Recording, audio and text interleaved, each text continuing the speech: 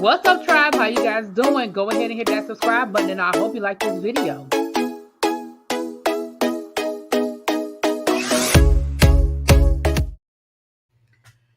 What's up, y'all? How's everybody doing? Happy Monday to you. Happy Monday to you guys. So I had some technical difficulties over here. I didn't know my mic was out, so I hope it wasn't out like the whole time. I didn't realize the mic wasn't. It had been unplugged. Let me go through the roll call.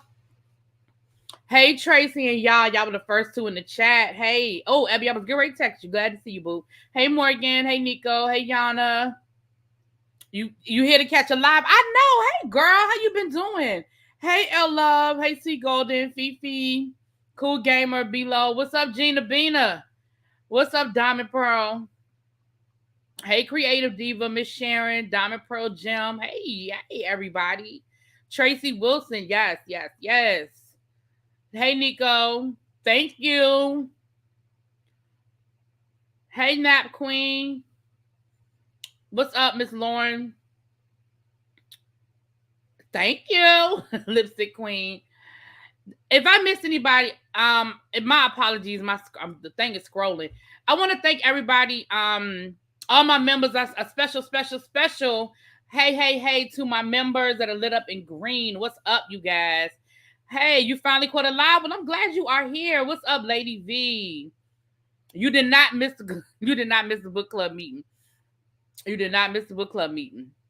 I'm gonna post it when I schedule it. I know I said Monday, but I'm gonna post it when I schedule it. I had I gotta get y'all. I gotta get back to be able to come home without taking a nap. That's what's really been killing me, child. I've been coming home and taking the naps. I have a follow-up appointment for the doctor, so hopefully, because I still feel a lot better, but I don't know. I'm still not feeling like I'm 100%. But I still feel a lot better though. So I don't know, but I do have a doctor's appointment. I follow up to just make sure everything is everything. I don't know. How many chapters do you need to read? You know what? That's a good question. The book, I don't have the book in front of me. I'm gonna post this, C Golden. When I get off of here, I'll post what chapters up to what page. I'll post it. What's up, Tabitha Speaks? Hey, now Tabitha gonna be mad at me, y'all. Not mad for real. Not mad for real. But I was actually just getting ready to say this. Y'all, we have a lot of new members. And if you are a new member, if you found my channel over the last 24 to 48 hours, please drop down in the chat and say hi so everybody can give you a hello. Y'all know that my goal is to get to 10K by the end of the year.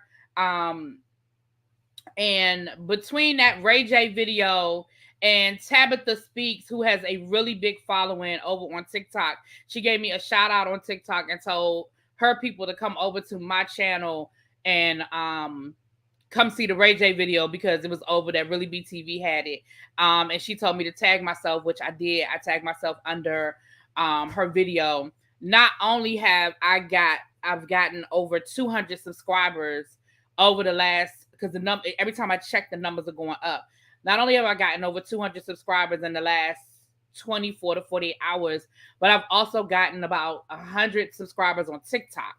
So I am now over 1,000 subscribers on TikTok, which means I can go live on TikTok now. So I got to get Abby to show me.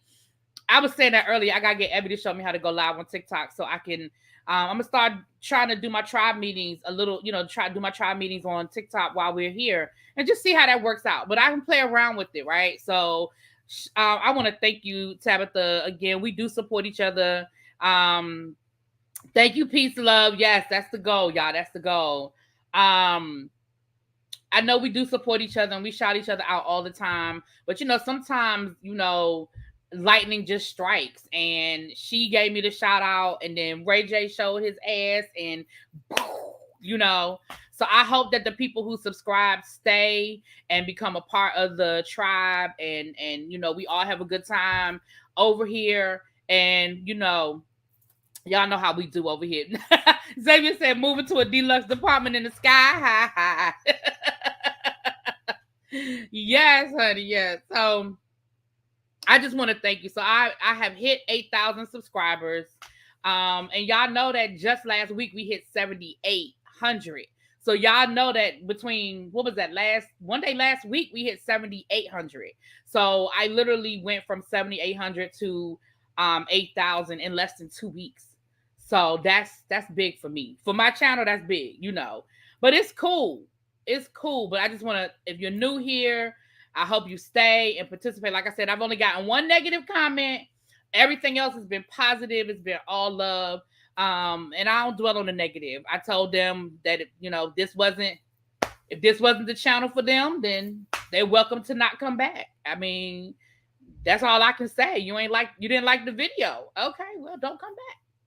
I don't know what to tell you. That is about that time in my Lizzo voice. Well, thank y'all. Everybody, thank y'all so much in the chat. Thank you. Mwah, mwah, mwah. It was Tuesday, y'all. Thank you. Yes. The second thing I want to do is send out a shout out and send out love to my little brothers, Scotty by Nature and oh shoot. Ooh, I thought I had kicked myself out. Scotty by Nature and Jamar 84. They just got finished interviewing Candy over on his channel. I'm sure you guys have noticed that Candy is sort of on like a media blitz today, where she picked a certain number. Thank you, Mr. Willie Brown. She picked certain YouTubers that she was going to do like these 15-minute interviews with. Some were pre-recorded, some were live. And Scotty was one of the YouTubers that she picked. And if y'all know Scotty's story, y'all know that it was definitely a moment for him. He is going to have the after show over on, I don't want to tell his story for him. Y'all go over to Giving You the Real Tea's channel at 8 o'clock. We should be done over here by 8 o'clock. Because I don't have a lot to talk about today. So I really mainly wanted to go live to just thank you guys for the 8,000 subscribers and all that good stuff. But y'all go over there and check him out at 8 o'clock, where he's going to give y'all the whole backstory of how the interview happened and how important it was and how special the moment was. And if y'all know Scotty, he's going to thank everybody. He's going to probably share the tear too. So y'all go check him out over on Giving You the Real Tea's channel for the after party. Okay. All right. Got all the announcements out. Well, I think that's all the announcements out of the way. So look, I don't have a whole lot to get to today. So let's get into the getting to-das. First thing I want to say is I have a couple of follow-up stories. I know that I try to give y'all the follow-ups. Candy looked good. She did. She definitely looked good too. And she's been doing press all day. So I know she's gonna be tired, child. First of all, I want to let y'all know, last week we reported that there was a shooting. Speaking of Candy, there was a shooting at her Blaze restaurant where her nephew, who was the head chef, was actually shot by another employee, that there was some sort of argument that escalated. He is okay. He was shot in the arm. It's definitely not a life-threatening. Well, as far as we know, it's not a life-threatening injury. He's posted on his social media and everything like that. So thank God for that. Like Candy said, it could have been worse. So thank God for that.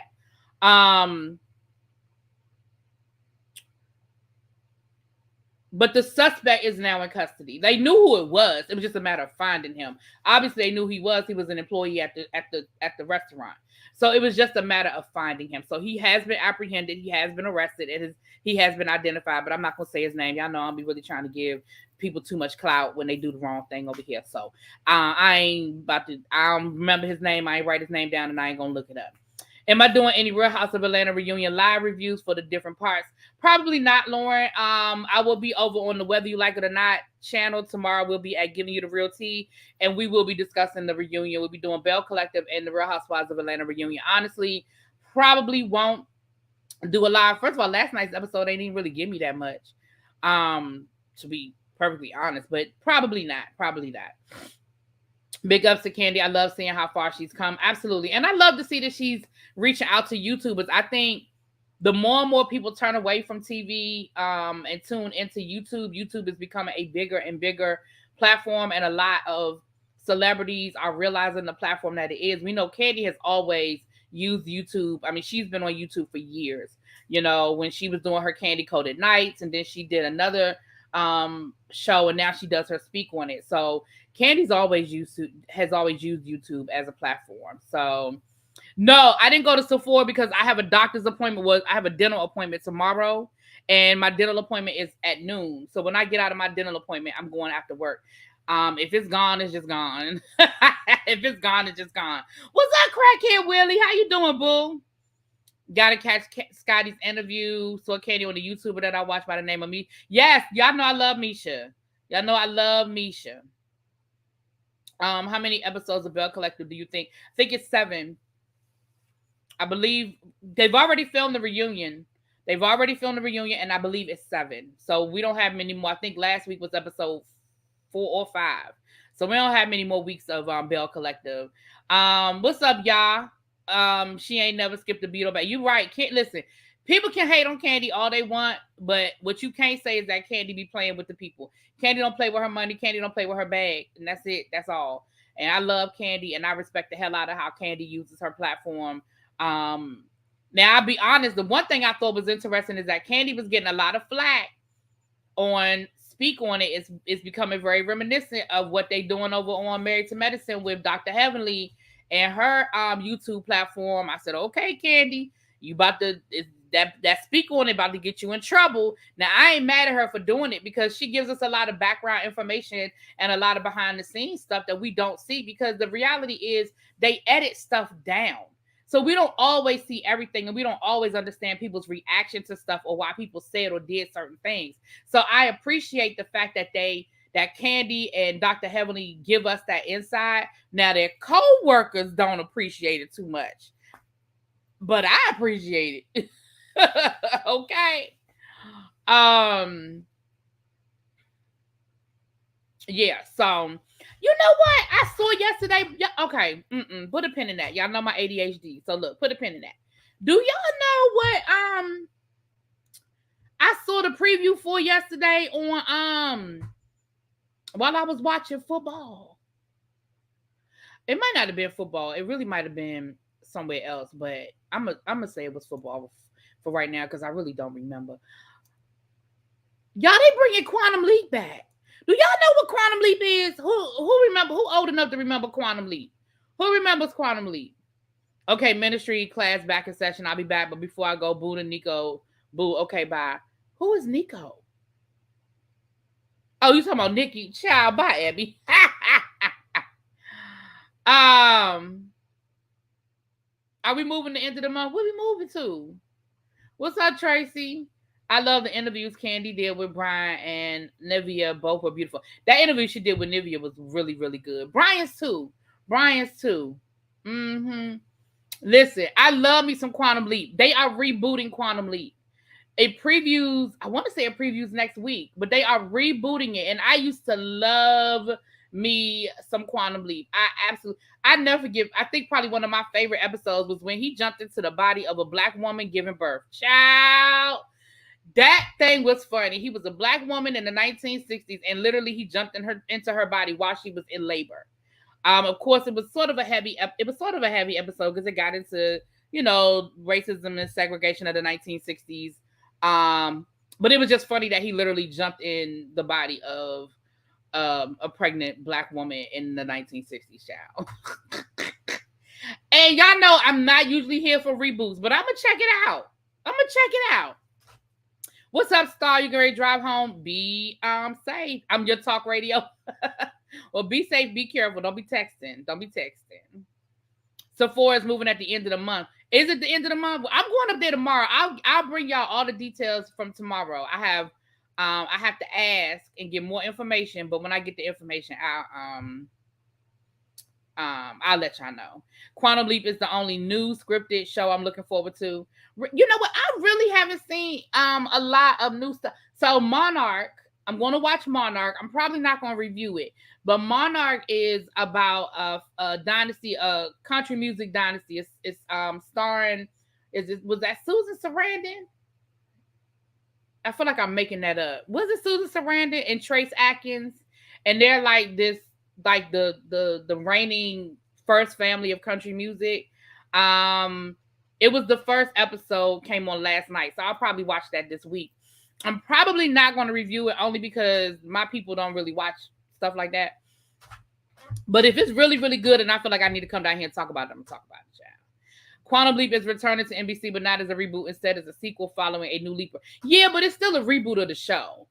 It says it's not a reboot. They saying it's not a reboot because they don't want us to feel like it's a reboot. It's a reboot. It's the same damn show. They just updating it and giving us new actors. That is exactly what a reboot is. But I'm with you. I'm going to watch it. Tracy, I'm going to watch it. And if I feel differently, then I'll be like, okay, you know what? It really isn't a reboot, but it's the same damn name. And it's the same concept. But I'm going to watch it. It's already in my DVR. I am going to watch it. Okay? Yeah, I think I'm going to watch Monarch. It looks pretty good. It's based loosely on the Judge. Is it? Oh, then I might have to review it, y'all. Y'all see they fighting over Naomi Judd's estate. They said it's worth $25 million and they fighting over the estate because they said that they're accusing one family member's accusing her will of being fake or forged or something. I'm thinking to myself, all y'all got money. Why y'all fighting? Like, Winona, you got money. Ashley, you have money. Why y'all fighting over y'all mama money? And it might not be them, but I just know that they fighting over the estate, child. Anyway, moving on. I do watch House of the Dragon. I'm behind on it, but I do watch it. But I was never going to review House of the Dragon. It is way, way, way, way, way, way too much to try to review. Like, dramas are hard to review anyway because everything in a drama means something. On reality shows, if you miss a scene or it may not mean nothing, you may never talk about it again. But on a drama, everything means something. And if you miss it, it's going to come back later on, you know. And so shows like Game of Thrones and House of the Dragons and stuff, those are harder than even regular dramas because it's too much. But I do watch it. We can talk about it one day, but I'm not gonna review it. That's the question. Really, it seems loosely based off the Judge just by somebody. Oh, you know what? I'm gonna watch it, Yana, and I'll tell you if I think it is. She was married, so everything will go to her husband anyway. But they're fighting over it. Because they're saying that they feel like her will isn't real. You know, and you know, Jaded Nerd is reviewing House of Dragons. So y'all know my little brother Jaded Nerd. Y'all check him out. If y'all want to see some good reviews on the House of Dragons, y'all get over to Jaded Nerd's channel because he is reviewing it. So y'all go over there. Serpent Queen, I don't even know. Is that a show? I don't even know what that is. So no, I'm not reviewing that.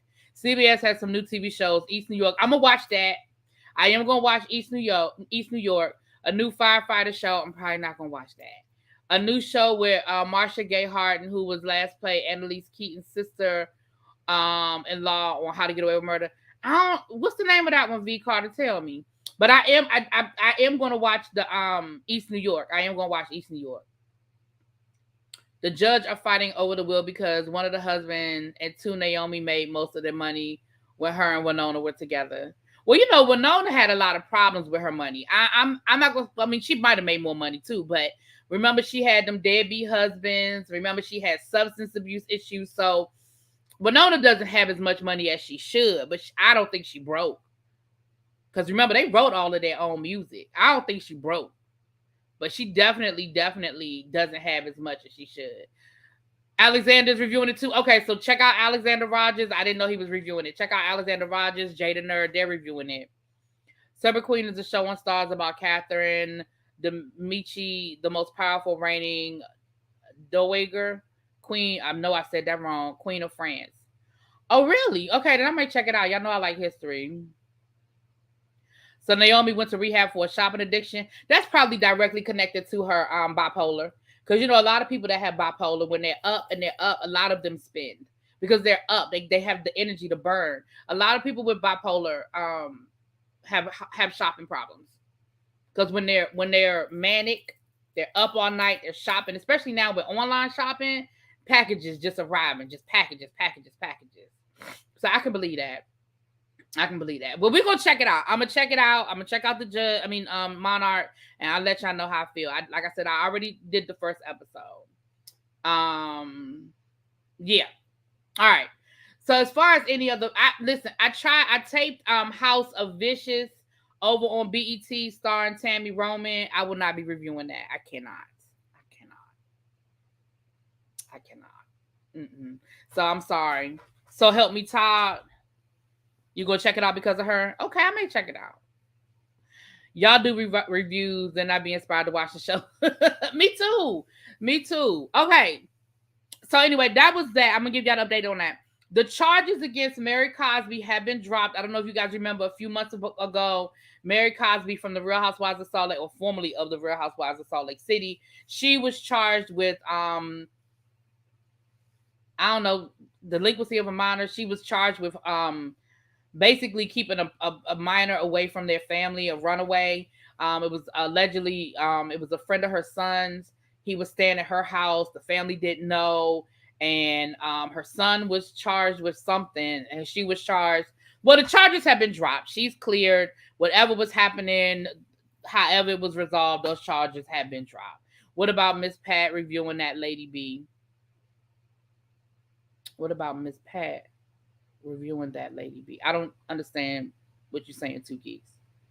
What about Miss Pat reviewing that? You mean the show Miss Pat? The sitcom over on BET of the Miss Pat the comedian? It's like a sitcom with Tammy Roman. That's what you're talking about? No, I'm not gonna. I don't even watch it. I mean, I've seen clips, and the clips I've seen seem kind of funny. I don't have a lot of patience for sitcoms. Like, I can take sitcoms in doses. But for me, especially these newer sitcoms, they're so predictable now. Like I enjoy what's that show on Netflix with Mike Epps and Kim Fields and Wanda Sykes? I like it, but I can only take it in doses. Oh, no problem. Okay, your nickname is Lady B. Cool. I can only take it in doses. Like, I can watch 2 or 3 episodes and then I'm done. Then I come back a couple of weeks later, watch 2 or 3 episodes. You know what I mean? Like, I can't just be like boom. The upshots. It's funny, but it's just predictable. It's that sitcom formula, and it's just really, really predictable. So honestly, I watch a couple of. So it's the same thing with Miss Pat. I could watch 1 or 2 episodes, but you know what I'm saying? What is your take on Nicki and her direct? Now we get ready. Okay, DeAndre, we about to get into it because those were my updates. I only have 2 stories today, and I had my updates, and then I got these 2 stories that I need to tell y'all about. One is the Nicki Minaj, and the other one is Tyler Perry. So let's start with Nicki Minaj, and then we're gonna end with Tyler Perry because I'm about to read Tyler Perry down. Okay, I got some things to say to Mr. Tyler Perry, and it's gonna go left, and it's gonna go there, but I got some stuff for Mr. Tyler Perry. Now, Miss Nicki.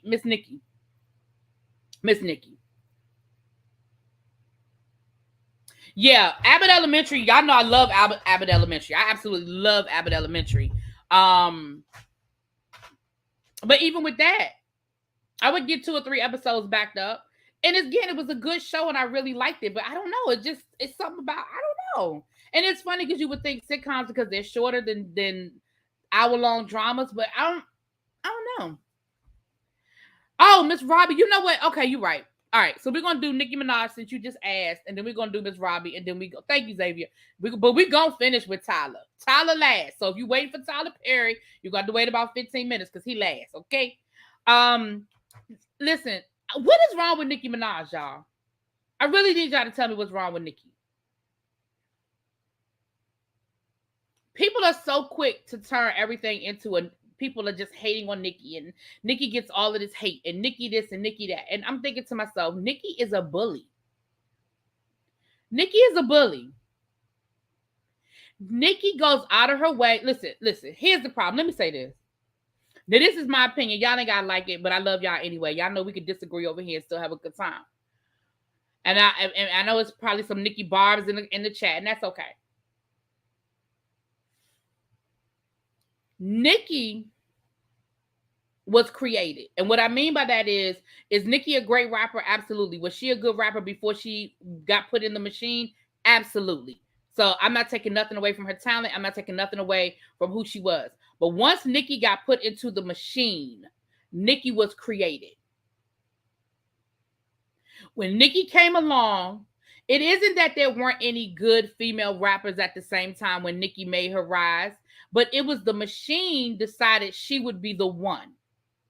And if y'all remember, there was probably for about a span of about 7 years, there was no other female rapper that rivaled Nicki. She won every award. She got all of the attention. Whenever they needed a female rapper to do anything, she was the chosen one. And the funny thing is, what I find to be funny is she seems to take swipes at the very machine that created her. You're mad at Cardi B because now Cardi B is in the machine too. You're mad at Meg Thee Stallion because Meg Thee Stallion is in the machine too. You're mad at these other female rappers, I'm going down the list, because now they're in the machine too. They are in the matrix. And now you have to share. But see, the problem was she got spoiled because she didn't have to share at the beginning of her rise. She didn't have to share. Everything belonged to her. It was like an only child. It's like when a kid is an only child for about 10 years and then another child comes along. Truth, this is a true story. Me and my brother. It's 8 years between me and 7 years and some change between me and my brother. And for a long time, my brother resented me for a long time. And he resented me for a long time because he was the only one. He was the only child. He got all of the attention. He was spoiled. And what my mother had to explain to me, I'm giving y'all some real stuff. I'm giving y'all some real stuff right now. And what my mother had to explain to me about why me and my brother's relationship, it took so long for us to jail. Now, me and my brother became best friends. He was one of my best friends when he died. But before, it took so long for us to jail because my mother said, problem is this. He was the only child for 7 years. He didn't have to share anything. He didn't have to share attention. He didn't have to share toys. He didn't have to share space. He didn't have to share anything. And then you came along, and at the same time you came along, me and your father were having some financial issues. So on top of the fact that there's a new baby, now I don't get all of the attention.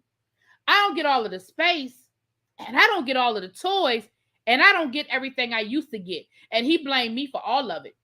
I mean, my parents, we weren't living on the street or nothing, but it just wasn't a lot extra in that around the time that I was born. It just wasn't a lot extra. And it's the same thing with Nicki Minaj. It's the exact same thing with Nicki Minaj. You were the only child for so long, and you did not have to share. You didn't have to share. And now you have these new rappers that are coming along, and they are getting it. They're getting the endorsements. They're getting the attention. They're getting the fashion houses love them. Listen, people can say what they want to say about Cardi B, but them fashion houses love Cardi B. She gets invited to Paris Fashion Week, New York Fashion Week. The stylists, the designers, they cannot wait to style her and dress her. They love her. They love her. And so you are not getting all of that. When they need a female rapper to perform on a show, you ain't the first person they call anymore. And she's bitter and she's a bully. Tabitha, Nicki, you know, she has her Queen Radio. So she went on her Queen Radio and she basically blasted everybody. She talked shit about Meg. Of course, you know, she talked about Cardi, child. She can't stop talking about Cardi. Hell, she even came for Garcelle. We're going to talk about that in a second. She even came for Garcelle's ass. Over on the Real Housewives of Beverly Hills, Garcelle, she went after Garcelle because Garcelle said the kids should be off limits, and she talking about some. Well, what the hell? You didn't keep my. What about my son? You didn't give a damn about my son. And what it is that she's mad at Garcelle. Now, why she not mad at everybody that was on the Real? I don't know, but she mad at Garcelle because when Garcelle was on the Real, they had the woman that accused her husband of SA on the show and interviewed her. You know what I'm saying? Probably not today, DeAndre. I'm sorry, baby. But yeah, so she mad at Garcelle, and she made a comment about Lonnie Love being fat, child. Low hanging fruit. You think Lonnie don't know she fat? I promise you she do. Low hanging fruit. Anyway, moving on. So that's the thing. It's like you coming for Garcelle because you mad that they interviewed a woman who. And here's the thing, Nicki, girl, Nicki. No, the Real is off now, but that's what I'm saying. The interview happened a few months ago. The Real has been canceled. The interview happened a few months. It happened last season. But Nicki, girl, come here. Let me talk to you. Let me talk to you. Let me talk to you, Nicki. Come here. Come in close. Come here. Girl, he was a convicted felon when you married him. These charges didn't come from nowhere. You didn't know nothing. It wasn't like they fell out the sky. It wasn't like you didn't know about them. Ma'am. Excuse me. Nicki. He was a convicted felon when you married him, ma'am. So you can't get mad every time somebody has an opinion about what your husband was convicted of. Not accused of. Convicted of. Now, people can argue about whether the woman lying or telling the truth. I'm not going down that road. I'm not arguing that point. But it doesn't change the fact. It does not change the fact that he was convicted of this crime. You can't get mad at everybody else. And it was a talk show, and they invited her on to talk. But that's my problem with Nicki, y'all. And the Barbs, y'all can feel how y'all feel. And again, I like some of Nicki's music. I don't hate Nicki. I don't have no beef with Nicki Minaj. Okay, some of her music I like. I got some of her music on my playlist. Okay, but at the end of the day, what you're not gonna do is keep turning this into like everybody is. All these female rappers come for you. No, they really don't be paying you no attention. That's really the part. That I think is what bothers you the most. They honestly pay you no mind. They honestly pay you no mind. And what I find to be so funny is that you are mad at these women for the same thing that Lil' Kim was mad at you about, for not showing respect, for not giving you the respect that you feel like you are owed for what you did for the rap community, for female rappers. That is the exact same reason why Lil' Kim was mad at you.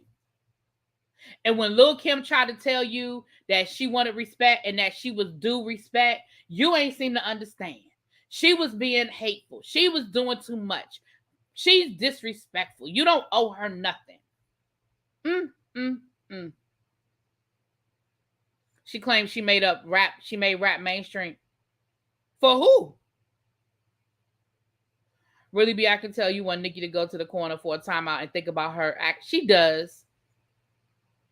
And I'm gonna tell you what bothers. I'm gonna tell you what irritates me. What one of the biggest things that irritates me the most. What irritates me the most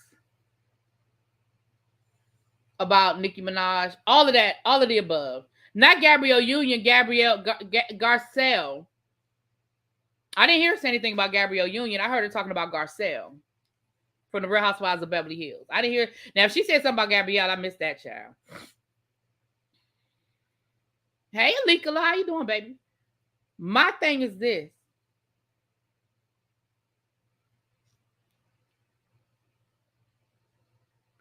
You really have an issue with the fact that you feel like people don't write their own lyrics. That is a really big deal for her. That she really looks her nose down on rappers who do not write their own lyrics. She really feels like it is that if you don't write your own lyrics, that you are somehow an inferior performer. Ma'am, I really hate to be the one to tell you, Nicki, and I've told y'all this a million times. I told y'all this a million times. I really hate to be the one to tell y'all this. Most rappers don't write their own rhymes.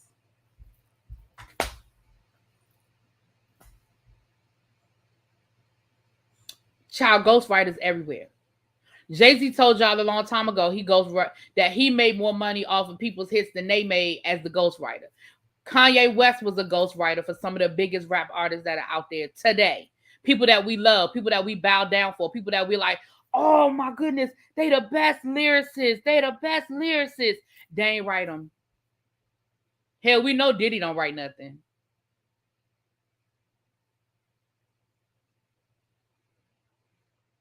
When they did the Salt and Pepper movie, they showed you that Salt and Pepper didn't write their whole first 2 albums. They didn't write. They didn't write. They showed that in the movie that Herbie and Kid and Play wrote all their early music. Rick Ross was a ghostwriter. A lot of them were ghostwriters. Listen, a lot of these rappers are ghostwriters. That's why when you look at somebody like when you look at some of these rappers, you be like, how they got so much money? Because they writing for other people.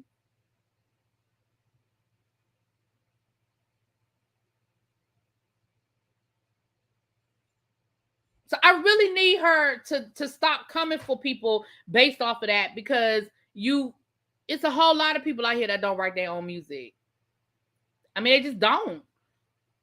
And I understand that in rap, that was a big deal, it was a big badge. I write my lyrics, and I understand that, but those days are so far gone. Those days are so far gone of people being judged because they don't write their own lyrics. They are so far gone. Why is it even considered ghostwriting? If it was any other genre, it would be writing. Well, they use that term. They use the term ghostwriter in novels and all, because the purpose is, when you say like a lot of times artists, I mean people who are writers, especially when celebrities write their own autobiographies, they didn't write them. They didn't write them. Somebody else wrote it, and they put their name on it, and they put it out as an autobiography. It happens all the time. It happens in all of the genres. It happens in all other genres. But I really need her to stop just going on her Queen radio once every 6 months and just cussing everybody out. Write her own lyrics hasn't gotten her far as of late. Well, Nicki doesn't get the big features anymore because she's not likable. She definitely she definitely irritates people and turns people off. I wrote rhymes back in the 70s, child. Nicki is showing that she is an aging rapper being mad about this lyric mess. Every time she decides to come for somebody, she goes there. She didn't come for Cardi B a million times about them. And Cardi said, listen, I don't write every word, but I write a lot of my own stuff. Cardi has admitted that she doesn't write all of her own music, but she does write her music. She does write her own music. She don't write every single word, but I don't care. I mean, maybe it's just me. Maybe I don't care. I don't care. Nicki Minaj is the queen, but she needs to start acting like it. Nicki is giving I'm cake. Oh Lord, I said cake. Well, I'm glad I did say cake. Some other stuff. Okay. Hey Emma, what's up? The whole purpose of being a rapper is that you are the one. That's not the whole purpose of being a rapper, Joshua. The whole purpose of being a rapper is to entertain. The whole purpose of being a rapper is to put your art out there. That is not the whole purpose of being a rapper. All I know is I heard her on some gospel song on Kirk Franklin radio. She wasn't talking about nothing in the rap. Get off the Lord's radio with that. Oh, child. Yeah, I don't know why she was on child. Okay. All right, Kirk. Get it together, Kirk. Get it together. So anyway, that's what had happened, child. Who was the last big artist that she had? Rat, aka 6ix9ine. He don't even rock with anymore. Is that the last big hit she had? Child. That is not the purpose, Joshua. I'm sorry to tell you, that is not the purpose of rap. Is not to write your own lyrics. That is not the purpose of rap. What are you talking about? That is not the purpose of rap. I'm over all of them. They could just go outside and fight and get over. And let's be real, the best Nicki was when she was working for Safari. Listen, I'm going to say this and then we're going to move on. People can say what they want to say about Safari. You ain't got to like Safari. You ain't got to... People can say what they want to say about Safari. But what I will say is, Safari said he wrote a lot of her lyrics, and her music has not been the same since her and Safari broke up. Now, people can say what they want to say with that. People could take what they want out of that. People could say what they want to say. But her music ain't been the same since her and Safari broke up. Now, that's my... I'm going to just leave that on the table. I'm going to put that right there. Whoop. I'm going to put it right there. I think she's talented. She could mentor the next generation. Yeah, or she could just stop being hateful to them. You know what I mean? Like, if you don't want to mentor people, that's fine. You got to mentor. But you don't have to be hateful to them either. You know what I'm saying? Michael Jackson wrote a lot of his music, though, Zara. I think he made her more likable. That's why his estate was worth so much money, because he wrote a lot of his music. What's up, Vovo? Hey, Cookie.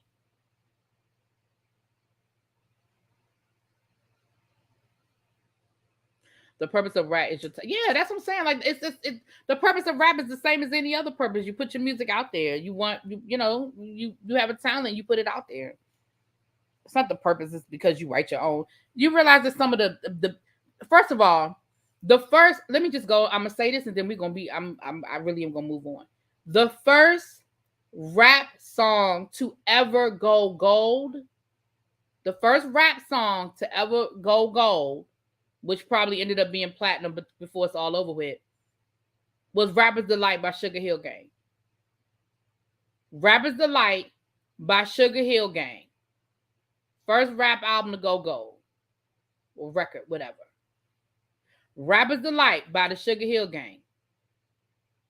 They did not write the song. Pioneers of rap. They did not write the song. That's all I'm saying. The purpose of rap is just, I just read that. Hey, what's up, Chef Don Don? Hey, boo. I was watching your tutorial yesterday. You did you were doing the seafood cake, I think it was, that you were doing. It looked good. The most respected rappers respected because they or have been perceived to write their own raps, because the skill of rapping has to come from you, not somebody else. But the skill of rapping is different from being able to write a rap. Those are two different things. That's like saying someone who can write a song being the same as the person who performs the song. It's different. Writing the lyrics and being able to perform are two different things. Whitney Houston did not write music, but I don't think anybody would take away from her talent as a singer. It's two different things. Speaking of rap, breaking news, rapper P. Yeah, I heard he was shot. I don't know him. I mean, I don't know him, but I heard PNB. He's a Philly rapper. He was shot out in front of Roscoe's down in LA, child. And why she got a hard on about who writes the lyrics? Because it is a thought, like that is old school rap that, I write my own lyrics. But once people like Jay-Z and Kanye and Nas and some of these other big rappers let it be known that they wrote raps for some of the other bigger rap artists, people sort of backed up off of that, because it was like, oh, for real? Oh, okay. And people sort of backed up off of that. But again, those people wrote raps for some of the biggest rap artists of the 90s. If you take away their music, you're taking away a large catalog of hits. I'm just saying. One of my first albums I bought with my own money, Mr. Grain, you know. There are different facets to it. There are great rappers that don't have all the skills, like Common can't freestyle.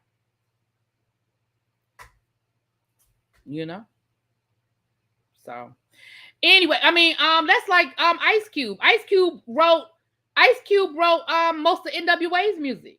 I mean, we know Eazy-E can't rap. Now, that ain't no disrespect to Eazy-E. I like Eazy-E. I respect him for who he is and what he did for rap. But Eazy-E can't rap, or couldn't rap. He couldn't rap. Eazy-E could not rap. Ice Cube wrote most of that. He wrote most of those hits. Listen to NWA's music after Ice Cube left. Listen to what they put out before and listen to what they put out after. And look at Ice Cube's career after he left NWA. I mean, it's gone on since the beginning. All right, we're gonna move on.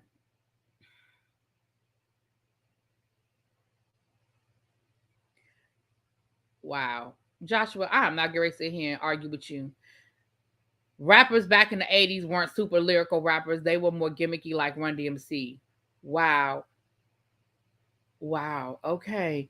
Um, I'm not gonna keep going back to that child.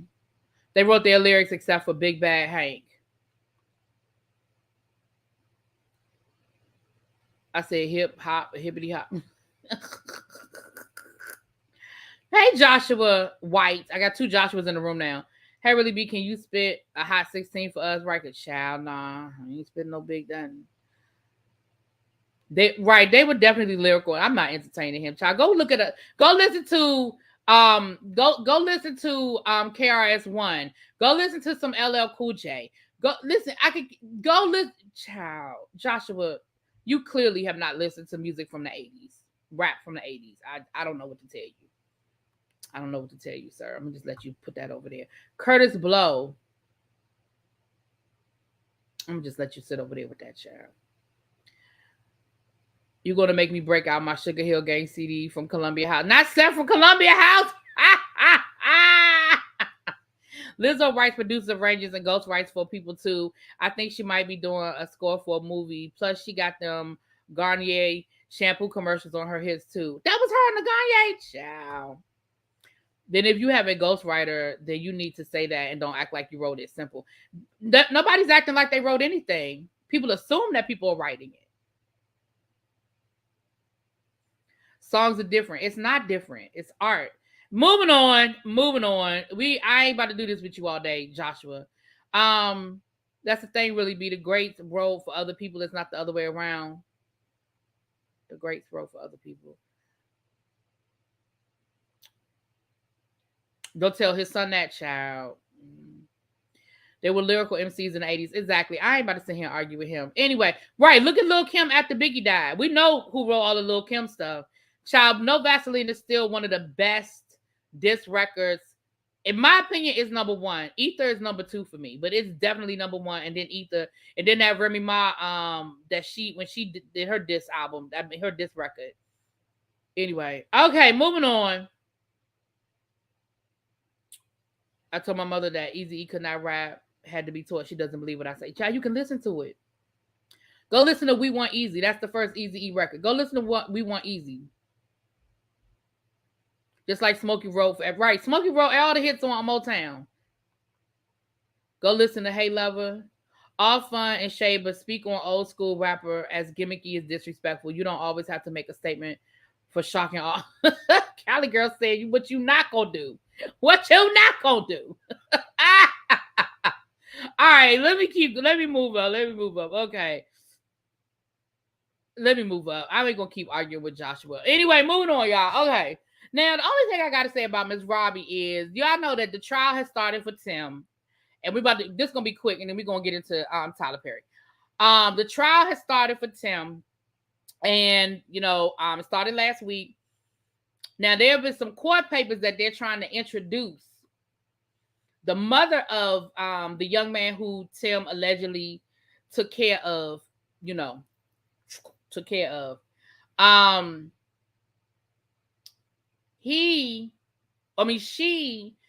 trying to get some documents that admitted that state that Miss Robbie suspected that Tim had actually hurt Andre.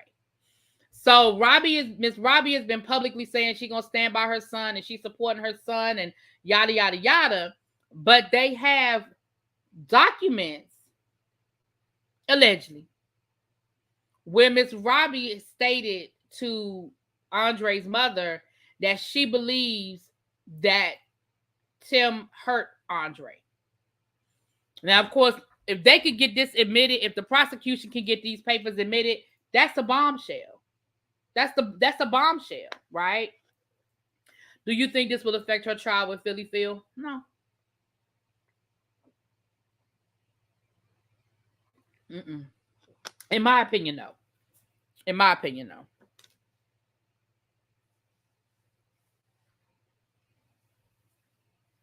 I'm sorry, what I didn't see what Chef Amber said, but my condolences to you. Let me go back up and see what you said. Yes, it was said that Andre told Miss Robbie that someone told him that Tim was after him. Yeah. And allegedly Miss Robbie said that she believed it. That he would. Hey Janae, how you doing? Oh, they not passing the test. Oh, I'm sorry to hear that, child. Where I don't see Chef Amber. Hold on. I want to see what she said. Oh, there it is right there. Oh, I'm sorry to hear that, babe. I'm sorry to hear that. Sorry. Oh, Amber, Miss Robbie. Is Andre's mother or father Miss Robbie's child? I believe it was his father because his father had been killed as well. It was his. Yeah, yeah. People are saying that Chad was his father. Mm-hmm. So we're gonna keep an eye on that. I haven't talked a whole lot about it because I really, they basically just did like jury selection and the opening statement. So now they're really starting to get into, the testimony and stuff like that. So we're gonna see what they saying, child. We're gonna see what they saying, child. Oh, I'm sorry, I apologize. Little baby said the closing arguments are tomorrow. Oh, well, I gotta go do some research then. I need to go do some research. I didn't think they was that deep into the trial. I knew that the prosecution had rested and that the defense had started their case, but I thought, well, I take that back, child. If closing arguments are tomorrow, then this thing about to be over with. So we'll see. That'll be very interesting. But I think, I don't know. I think Tim in trouble. From what I understand, they laid everything out, child. They laid it all out. I'm gonna have to go do some research, y'all, so we can talk about the case. Now that the case is almost over, child. I couldn't get over Tim and Jennifer Williams, child. Miss Robbie knows her son. If he can steal from his mom, no telling what else he has done, child. Child. But people, I guess people can't, y'all know how mothers are with their sons, honey. Y'all know how they are with their sons. All right, now let's get to this Tyler Perry, because like I said, I got some words for him. I got some words for Tyler. Let me read y'all what Tyler has said, child.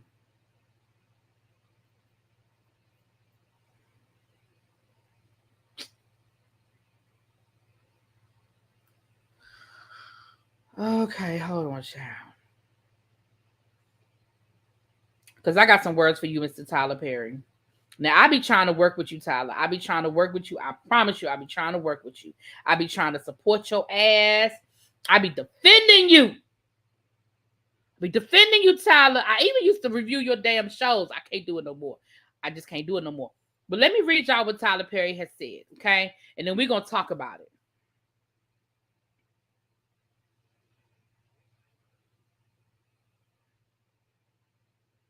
Child, not people who probably had IEP, child. All right. While premiering his new film, A Jazzman's Blues, which is set to hit Netflix on September the 23rd at the Toronto International Film Festival, Tyler Perry shared his views on the modern day agenda for on-screen diversity. Although ecstatic to see how the business is evolving for people of color, Tyler Perry couldn't help but voice his concerns about how the extreme need for inclusivity could overshadow the very careful on could overshadow the proper training required for industry hopefuls. This is a quote. Let me be very careful on how I say this. I need to be diplomatic.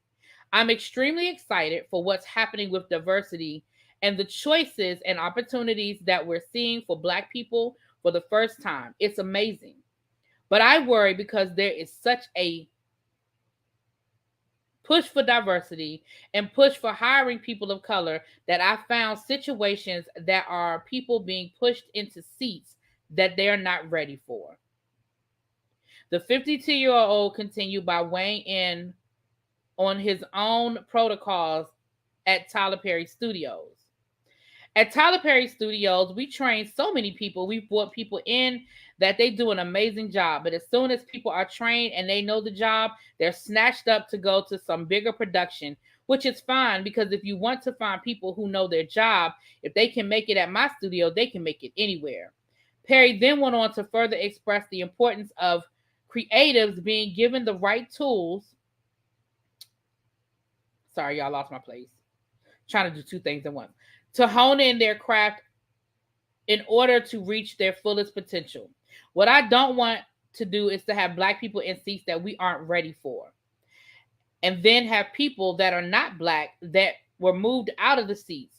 If we didn't get qualifications, the teaching, or the education to get there, then how are we given the seat so quickly? It's my hope that in all this change and this push, that there are more inclusion, we're also providing time and training to make sure we can do a great job.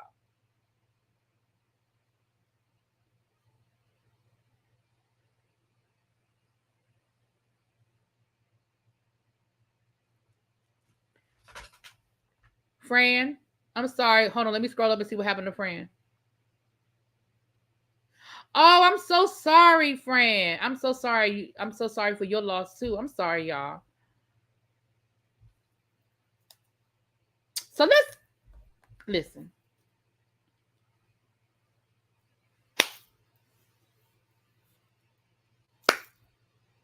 Let's have a little history lesson, y'all. Work with me. Work with me. The new people, my new subscribers, if y'all in the bushes, y'all can drop down in the chat. It's cool. Come on down. Hey, Miss Toby, come on down the road.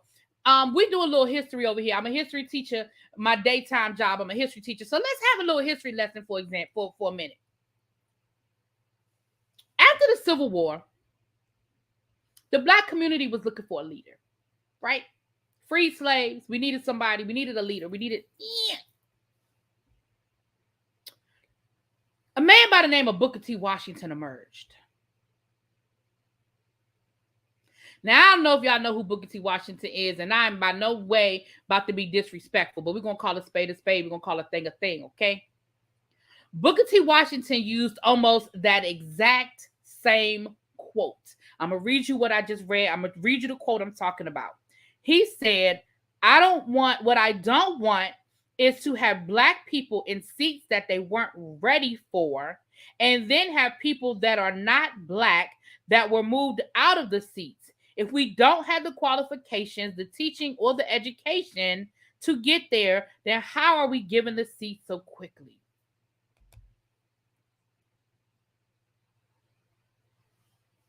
That's exactly how Booker T. Washington felt. Booker T. Washington felt that after slavery, we, as a people, we weren't ready. He said, we have been slaves for 200 years. We weren't taught any skills. We don't know how to run a business. We weren't educated. We weren't taught to read and write. We weren't taught how to move about in this world that we were stolen and pushed into. We don't know what we're doing. He said, and so I don't think we should be so quick to go out here and want to start a business, get into politics, become educators. We need to go to school and we need to learn to hone the skills that we were already given. We need to learn how to become better farmers, because see, we were farmers for somebody else, but now we can farm for ourselves. We just need to be taught how to be better farmers. We need to be taught how to take care of a household. We don't need to learn how to run our own business. We need to help somebody run their house, how to cook and clean more efficiently. We don't need to go to school and learn how to run a business. We don't need to be doctors and lawyers. We're not ready for that. We need to work our way up to that point. We ain't ready for all of that. And what we're going to do is we're going to go out here and we're going to move too fast and we're going to move too soon and we ain't going to be ready. And then we're going to look stupid and we're going to prove the white man right. Now, let me just go ahead and say this. Booker T. Washington was not all the way wrong.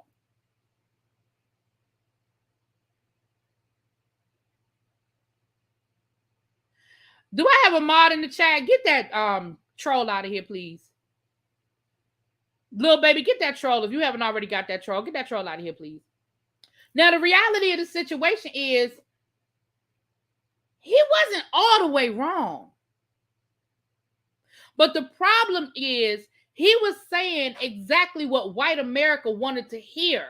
And so what ended up happening was he became the darling of white America. He became the person whose shoulders that they were like, see, listen to him. Listen to what he's saying. He's saying, because let me tell y'all something.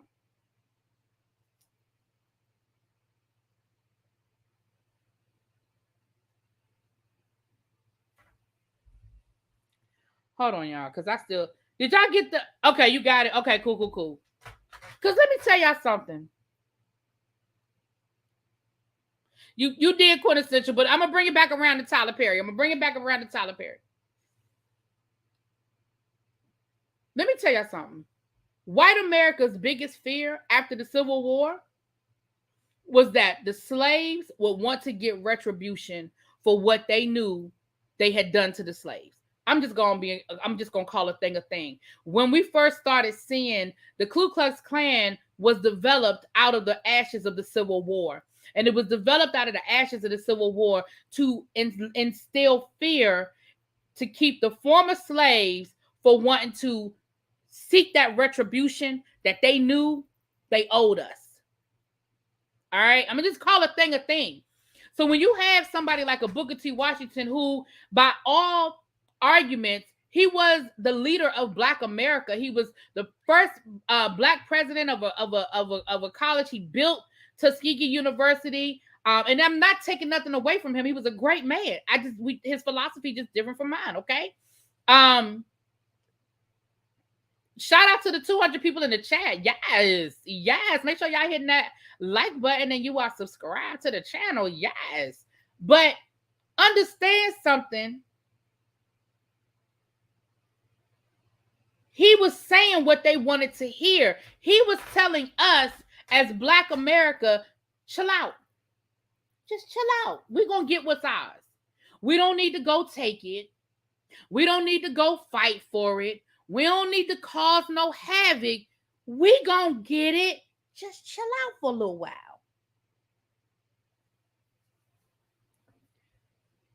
Tyler Perry is saying the exact same thing. He's saying, listen, it's great that Hollywood wants to include us now on all levels. Not just in front of the camera, but behind the camera and writing and production and this and this and this and that. That's great. But I'm just a little nervous that we aren't ready for it. Do you know how damaging that statement is coming from somebody who is on the level of a Tyler Perry that has been accepted by white Hollywood? White Hollywood. I didn't say respected. I said accepted. Do you know how damaging that is to come from him to say, I don't know if we're ready for a seat at the table. I don't know if we're ready for that seat at the table. Do you know how far back that statement puts us in the movie world, in Hollywood? Do you understand that somebody like a Tyler Perry saying, they ain't ready. We ain't ready yet. Because he's saying we ain't ready yet. Do you understand how horrible that is for him to say these things? And then, thank you, Auntie. Thank you so much. And then, what's so ironic, what is so funny to me is that's the exact same thing that people like Spike Lee criticized you for when you were first coming onto the scene. Spike Lee said you didn't do the work. Spike Lee said you didn't have the training. Spike Lee said you weren't ready.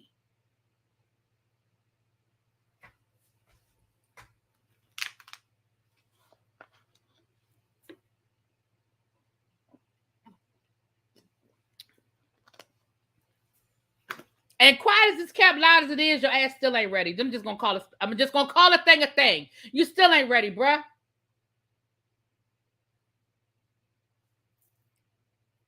He's attempting to box other creators out, scare someone else is better trained, or knock him off his heel. Ciao. Spike Lee should have been there when Tyler said that, so Spike could go the hell off. I'm waiting for Spike Lee. Now, Spike Lee has really chilled out in the last few, like the last 10 years. He's really calmed down a lot. Y'all know the Spike Lee of the 1990s would have already said something. He'd have already said something. He'd have tweeted it. He'd have Instagrammed it. He'd have called the New York Post and made a statement. But he's chilled out. He has calmed down a little bit. But I'm ready for Spike Lee to say something. If he's that concerned about how to create programs to put U.S. in places, to put, oh, excuse me, I said U.S., Lord, put us in places where he can shadow, intern, provide funding to assist in those endeavors, do something.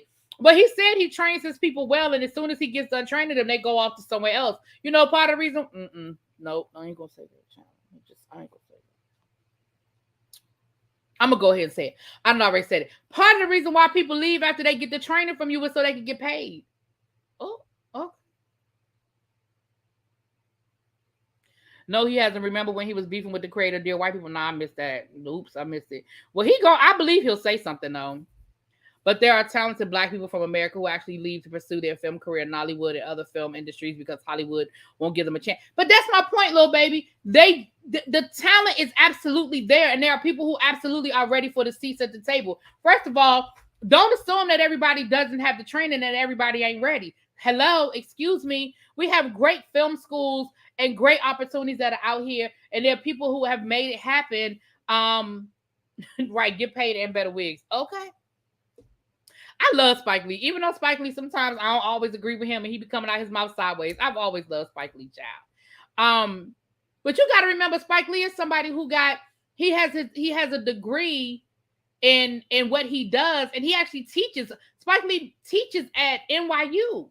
He teaches his craft. Okay.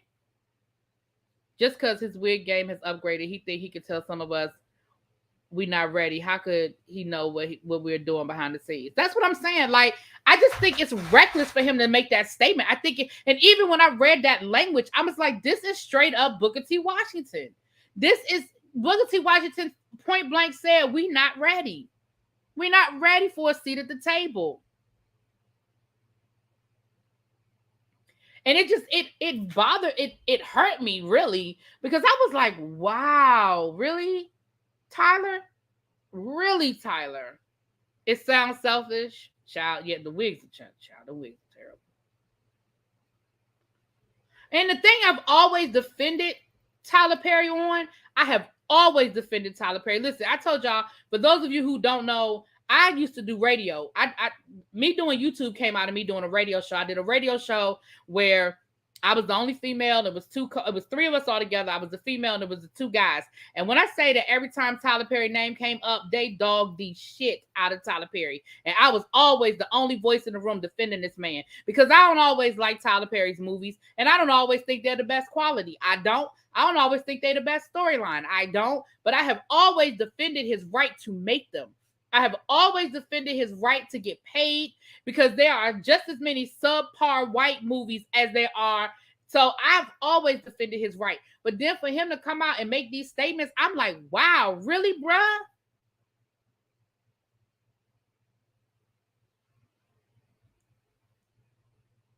Spike doesn't want his name removed from the Tyler Perry studio lot, baby, child. It just, y'all, I read that statement and I lost my mind. I said, I don't believe this. I said, I don't believe this. I said, did he really say that? It hurt me too, as a fan, as someone who has looked up to him. Tyler's newfound insistence against up-and-coming people not being ready. He's upset that actors don't seek him out for jobs anymore. They have so many more options. That might be it. Maybe that's what it is. Maybe that's what it is. But it's just, I don't know, y'all. It really bothered me. It really, really bothered me when I read that. I was like, what? I couldn't believe he said, I said, what? It's degrading. Yes. Sure. Bothered me a lot. It really, really bothered me a lot. Now he can kick rocks with open-toed shoes. Sure. Why is Tyler acting like there are European Americans sitting in seats they are not qualified to work in? Why is he acting like there are men who are in seats they shouldn't be in? Listen, y'all, I was talking to somebody earlier and they said the exact same thing. They were like, let's just call a thing. That's what other people do in other cultures. They put their people at the table, whether they're qualified or not, and they just make sure that they cover for them when they fuck up, and they get them the help that they need to get to that next level. But let's be clear. Other people do it all the time.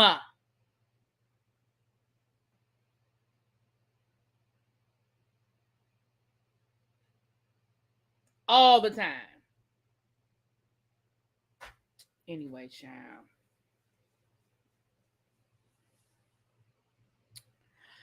Well, that's all I had today. I'm getting ready to get out of here. At 8 o'clock, we're going to be over on Giving You the Real T's channel. He's going to be having the after party for Scotty.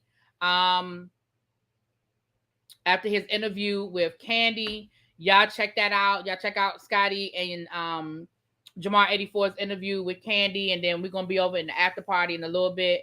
I'm a TP fan, but there are actors that he has on a TV production and their acting is so much better outside. You know what? That's the truth. Listen, and I've seen that a couple of times. I have seen people be in a Tyler Perry production and they are horrible actors and actresses. And then you see them in something else and they are so good. Thank you, Tabitha. And you see them somewhere else and they are so good. You be like, what?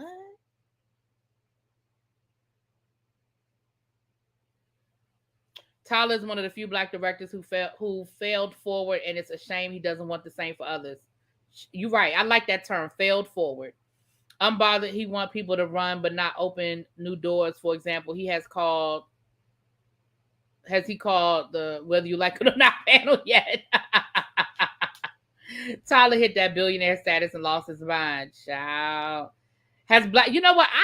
I just saw it on the Shade Room right before I left work. Like I literally saw it right as I was like, because y'all know I always check like the Shade Room and Hollywood Unlocked and Neighborhood Talk and all those different places to see if I'm gonna find, you know, what I'm gonna talk about. And if there's really nothing to talk about, then I find, you know.